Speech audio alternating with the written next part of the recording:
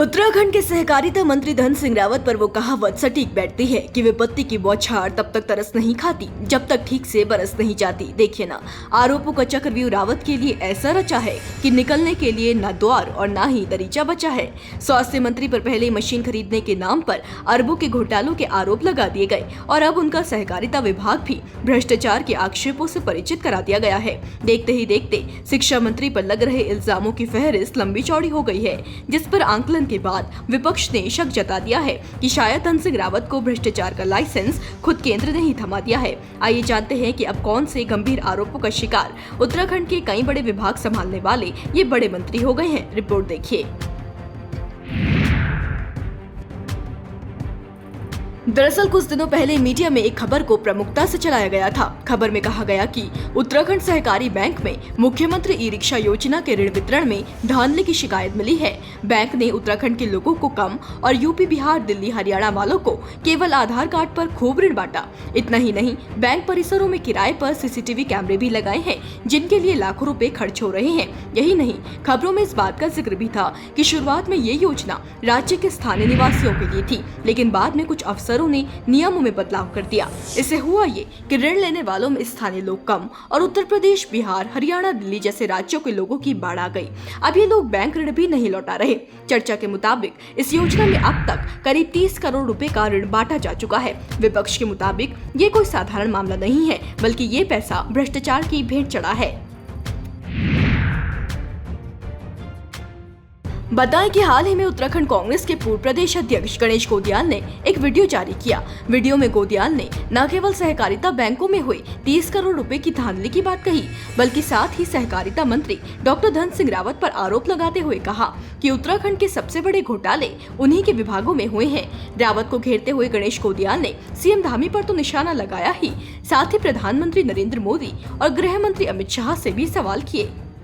UP और बिहार के लोगों के नाम से पैसे लोन दिए गए और वो सब खत्म हो गया, तो उसका बेनिफिशियरी कौन था, उसमें लाभार्थी कौन था, अघोषित रूप से पर्दे के पीछे से कौन लाभार्थी था, इसकी जांच होनी चाहिए। और अब ये जांच कैसे करते हैं, मैं सबसे बड़ी बात ये है, वहां पर 2-3 डायरेक्टर हैं, तो एक डायरेक्टर के मातहत जो उनके विभागों में भ्रष्टाचार होता है उसकी जांच दूसरे डायरेक्टर करते हैं, और जो दूसरे डायरेक्टर के विभागों में इस प्रकार की गड़बड़ होती है उसकी जांच पहले डायरेक्टर करते हैं। तो अंडरस्टूड है, ये तो सभी समझ सकते हैं कि भैया तू मुझे मेरी गंदगी छुपा देना, मैं तेरी गंदगी छुपा दूंगा, और अंततोगत मंत्री की गंदगी छुपानी है सबको, मकसद मंत्री की गंदगी छुपाना है। मुझे तो अफसोस होता है कि उत्तराखंड में धामी जी का मकसद क्या सिर्फ भ्रष्टाचार करना रह गया है? उन्हें धन सिंह रावत पर कार्रवाई करने के लिए कौन रोक रहा है? क्या सीधे प्रधानमंत्री और अमित शाह जी धन सिंह को भ्रष्टाचार करने का लाइसेंस वहां से दिल्ली से जारी किए हुए हैं? समझ में नहीं आती बात। सहकारिता मंत्री पर लग रहे इल्जामों की बढ़ती सूची देखकर लगता है कि शायद धन सिंह रावत के सितारे गर्दिश में चल रहे हैं। आए दिन धन सिंह रावत को नए नए मामलों में कटघरे में खड़ा कर दिया जाता है। कुछ दिन पहले उत्तराखंड बेरोजगार संघ के अध्यक्ष ने स्वास्थ्य मंत्री का इस्तीफा मांगते हुए उन पर अरबों के घोटाले का आरोप लगाए थे। जी हां, उत्तराखंड बेरोजगार संघ के अध्यक्ष बॉबी पवार ने कहा था कि स्वास्थ्य विभाग के कुछ बड़े अधिकारी और विभागीय मंत्री की मिलीभगत से मशीन खरीदने का टेंडर मार्केट रेट से कहीं ज्यादा में ऐसी कंपनी को दिया गया जो उत्तर प्रदेश में ब्लैकलिस्ट कर दी गई है। बॉबी पवार ने इसे घोटाले से जोड़ते हुए धन सिंह रावत से नैतिकता के आधार पर इस्तीफे की मांग भी की थी। ये मामला भी ठंडा भी नहीं हुआ था कि ये लो धन सिंह रावत को सहकारिता बैंकों की ओर से 30 करोड़ रुपए के लोन की बंदरबाट करने के मसले में भी घेर लिया गया। ऐसे में मंत्री जनता के निशाने पर तो है ही, साथ ही विपक्ष के तेवर भी आक्रामक हो चले हैं। निश्चित रूप से पर्यायवाची बन गए हैं धन सिंह रावत जी भ्रष्टाचार के। चाहे कोऑपरेटिव बैंक में भर्तियों का मामला हो, चाहे शिक्षा विभाग में हो, उच्च शिक्षा विभाग में हो, अब कोऑपरेटिव बैंक में ऋण देने की लोन बांटने में कितनी बड़ी घपलेबाजियाँ की गई हैं, ये सब आपके सामने है। सहकारिता तो मंत्रालय वैसे भी भ्रष्टाचार का बहुत बड़ा अड्डा माना जाता है और निश्चित रूप से जांच होनी चाहिए। हमारी तो समझ में बात नहीं आती कि माननीय मुख्यमंत्री जी ने ऐसे भ्रष्ट मंत्रियों को अपने मंत्रिमंडल में क्यों रखा है। एक तरफ तो आप जीरो टॉलरेंस की बात करते हैं, दूसरी तरफ आप भ्रष्ट लोगों को संरक्षण देते हैं, उनके खिलाफ कार्रवाई नहीं करते हैं। आदरणीय गोदियाल जी ने बिल्कुल सही मामला उठाया है और इसकी जांच होनी चाहिए।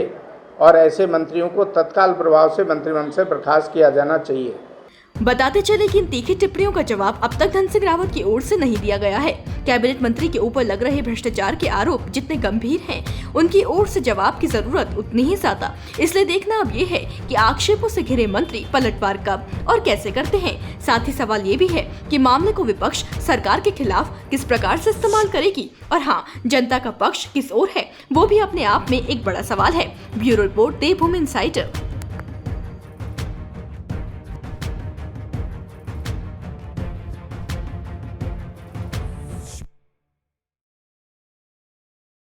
डाउनलोड करें देवभूमि इनसाइडर ऐप।